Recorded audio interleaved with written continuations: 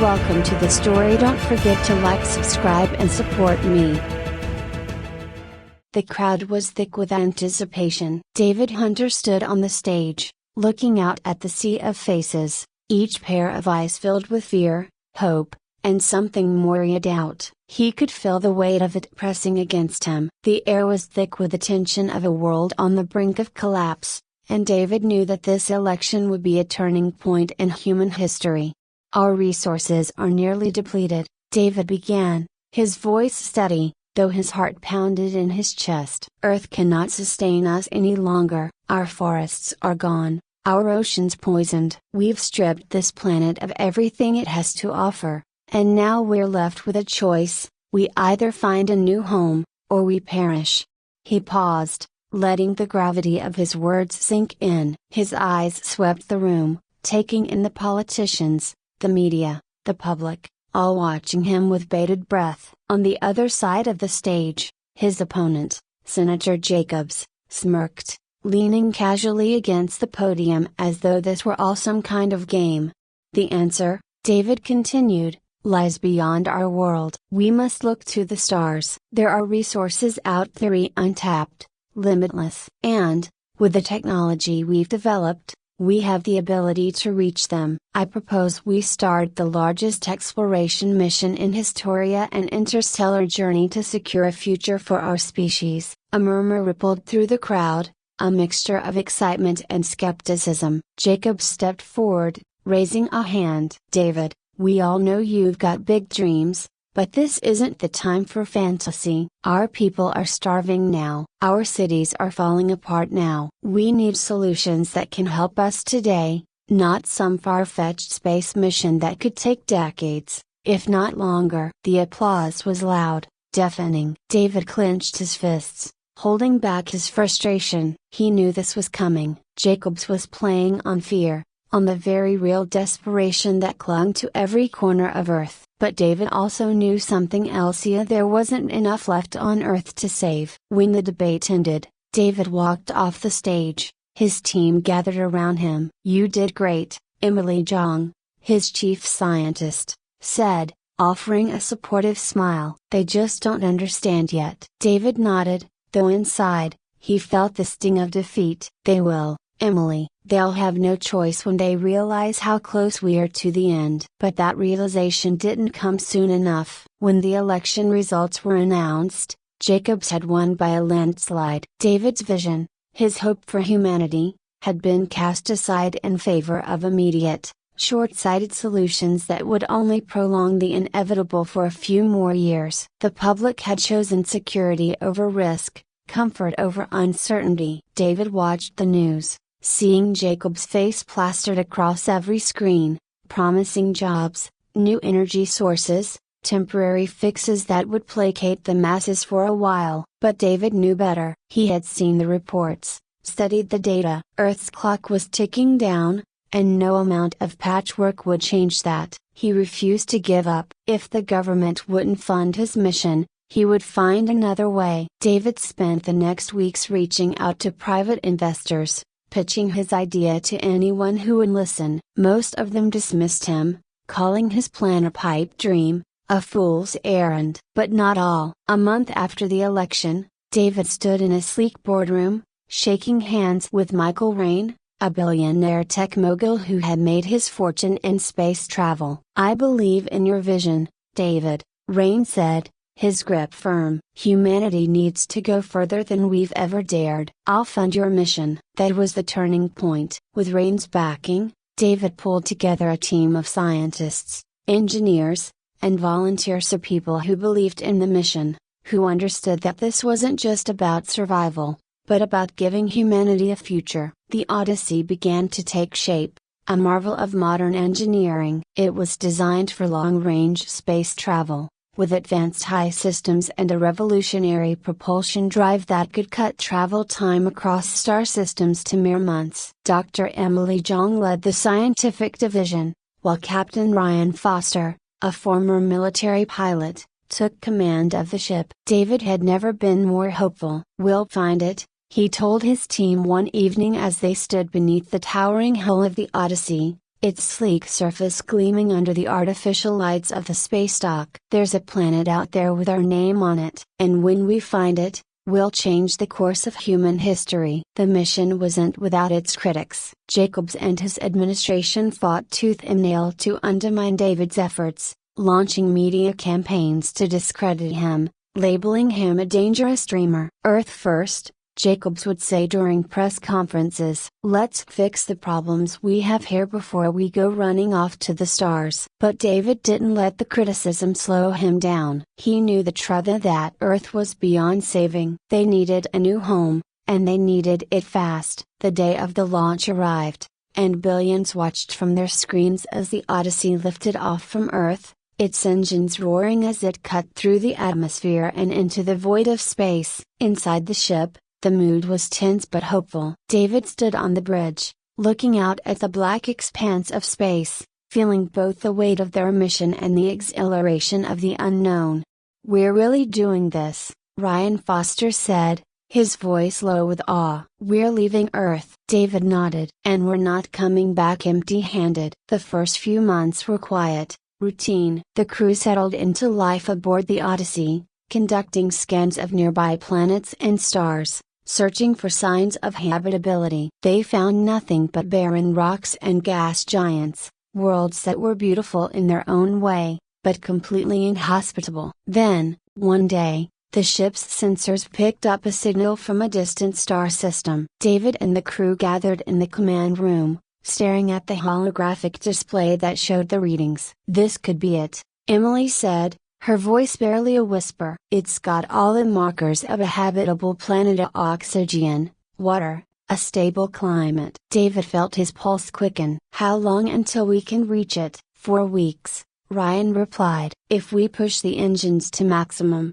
we could shave a few days off." "Do it," David ordered. "We've waited long enough." The journey to the new planet was filled with nervous anticipation. Every day, the crew ran simulations, prepared for landing, and discussed what they might find. David barely slept, his mind racing with possibilities. What if it was a new Earth? What if they had finally found the future they had been searching for? When they finally arrived, the planet loomed large on the ship's screens, a glowing orb of blue and green, clouds swirling in its atmosphere. It was breathtaking. David stood at the front of the bridge, watching as the Odyssey descended toward the surface. The landing was rough, the ship buffeted by strong winds as they cut through the atmosphere, but the crew's training held. They touched down in a wide, grassy plain, surrounded by distant mountains and shimmering lakes. David stepped out of the airlock, his boots sinking into the soft earth. The air was fresh,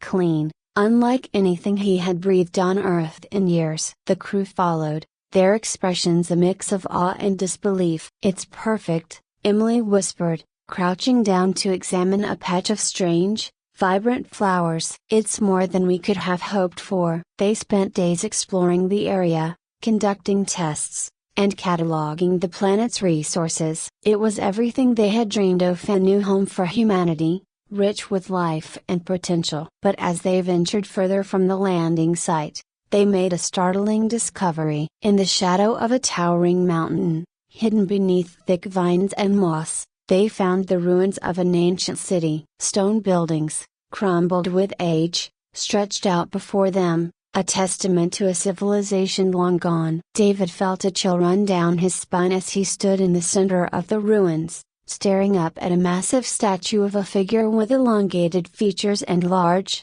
hollow eyes. "They were here before us," he murmured. Emily knelt beside a broken pillar, her fingers tracing strange symbols etched into the stone. "It looks like they were advanced a broken bar, but something happened to them." David stared at the statue, his mind racing. "What if they exhausted their planet's resources, just like we did?" Emily looked up at him, her expression grim. "Then we need to learn from their mistakes." David couldn't tear his eyes away from the statue. The elongated figure, its hollow eyes fixed on the horizon, seemed to be warning him of its presence, a haunting reminder that even the greatest civilizations could fall. The ruins stretched out, silent and still, overtaken by nature's slow reclamation of the land. Moss crept over the broken pillars, and vines choked the walls of crumbling structures. It was a place of quiet desolation, a testament to something lost. He pulled his gaze away,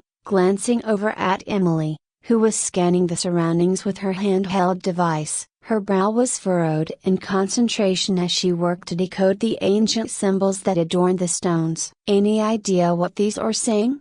he asked. She shook her head. "Nothing definitive yet. These symbols don't resemble any known languages, but I'm getting a sense that they were some kind of warnings. Maybe something catastrophic happened here. Whatever it was, it wiped them out." David's mind raced, thinking back to Earth's own desperate situation. Was this what lay ahead for humanity if they didn't learn from their mistakes? A world full of ruins, abandoned and forgotten? "We need to understand what happened here," he said firmly. This could be crucial for Earth. As they continued exploring the ruins, the atmosphere grew heavier. There was a sense of foreboding that clung to the place, a reminder that this world, despite its beauty, wasn't without its dangers. Captain Ryan Foster, who had been scanning the perimeter with the rest of the team, approached David with a grim look on his face. "We've found something else." He led David and Emily to the edge of the ruins, where the landscape opened up into a vast, empty field. At first, it seemed unremarkable, just more untouched land. But then David saw massive craters, hundreds of them, dotting the earth. The ground was scorched, blackened as if something catastrophic had unleashed its fury here. "What the hell happened?" David muttered. Emily knelt beside one of the craters, running her hand over the charred soil. "It looks like some kind of weaponry, high energy, possibly nuclear in nature. Whatever civilization lived here wasn't just wiped out by resource depletion, they were destroyed." David felt a knot of dread tighten in his stomach. The alien civilization they had discovered had not only collapsed under the weight of its own mismanagement but had also been decimated by war. "If they had the technology to destroy themselves like this," he said quietly, "what else might still be out there?" Ryan crossed his arms, surveying the area. "We need to be cautious. We don't know if any remnants of this conflict are still active. We could be walking into something dangerous." David nodded, his mind already working through the next steps. They had to gather as much information as they could about this place, but they couldn't stay here indefinitely. The Odyssey had limited resources, and their mission was still to secure a new home for humanity. But the ruins, the crater said they held a warning. They couldn't ignore the lessons of the past, or they risked repeating them. The team spent the next few days carefully studying the ruins and gathering samples. Emily worked tirelessly to translate the ancient symbols, uncovering fragments of the civilization's history. They had been a highly advanced race, far beyond where humanity was now. But in their final years, they had turned their technology inward, using it to wage a war that had torn their world apart. David stood on a ridge overlooking the ruined city,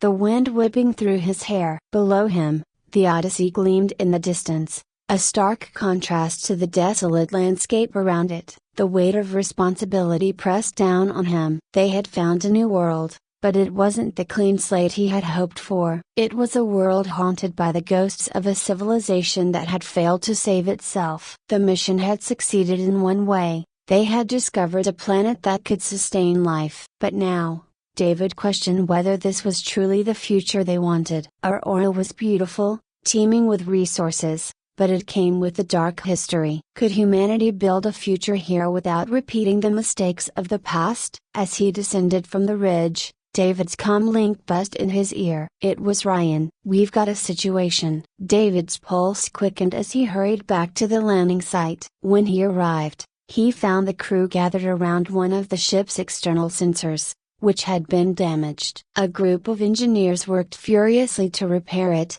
but the real issue wasn't the damage, it was what had caused it. Ryan held up a small device, his expression grim. "We found this near the sensor. It's a piece of tech highly advanced, and it's not ours." David felt a chill run down his spine. "You're saying we're not alone?" Ryan nodded. "Something or someone has been watching us since we landed. We don't know who they are, but they've got tech more advanced than anything we've seen before." David's mind raced. Was this the remnants of the civilization that had once lived here? Or was it something else entirely? Another species that had taken an interest in their presence? "We need to get back to the ship," David said. "We can't afford to be caught off guard." The team moved quickly, gathering their equipment and making their way back to the Odyssey. David's heart pounded in his chest as he boarded the ship, his mind filled with questions. Who was out there? And what did they want? Once inside,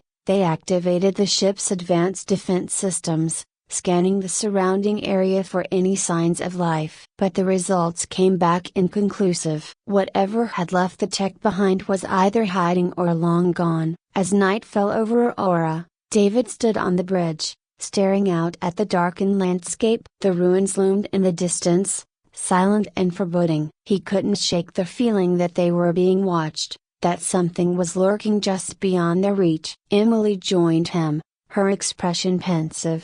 "I've been going over the data we collected," she said quietly. "This civilization, whatever happened to them, it wasn't just internal conflict. There are signs of an external force, something that may have triggered their downfall." David turned to her, his brow furrowing. "You think they were attacked?" "I don't know," she admitted. "But the more I look at the ruins, the more I think they weren't the only ones involved in the destruction of this planet." The implications were staggering. If there had been another force involved, another species, or perhaps an artificial intelligentsia, then humanity's problems could be far greater than just finding a new home. They could be walking into a galaxy filled with hostile forces they weren't prepared to face. David's comm buzzed again. It was one of the engineers. "We've repaired the sensor, but there's something you need to see." He and Emily hurried to the engineering bay, where the crew had gathered around a large screen displaying the sensor data. At first glance,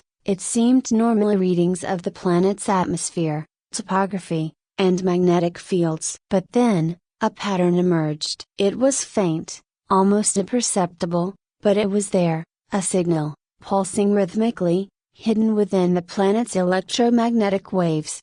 "What is that?" David asked, his voice low. "We're not sure," the engineer replied. "But it's coming from deep below the surface. Whatever it is, it's been transmitting for a long time." David stared at the screen, his mind spinning. The signal could be anything, a relic of the old civilization, or something much more dangerous. But one thing was clear, Aurora wasn't as peaceful as it seemed. "We need to investigate this," David said, his voice steady despite the uncertainty he felt. "We need to know what's down there." Emily nodded, her face set with determination. "I'll assemble a team." As they prepared for the next phase of their mission, David couldn't shake the feeling that they were on the brink of something much bigger than they had anticipated. The discovery of Aurora had given humanity hope, but now, that hope was tempered by a growing sense of danger. The expedition had begun with a dream of saving humanity, but now,